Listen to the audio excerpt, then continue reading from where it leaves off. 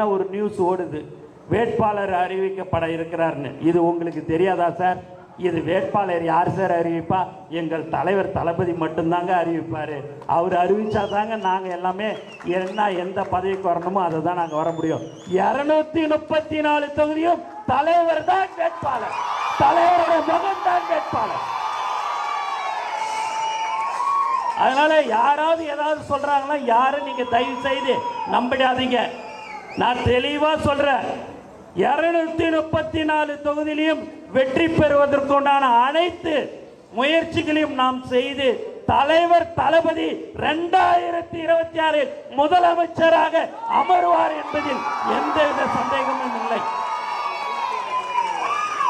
உச்சத்தை விட்டுட்டு வந்திருக்கிறாருங்க. எதுக்கு அந்த உச்சத்தை கொடுத்தது? இந்த தமிழ்நாட்டு மக்கள்.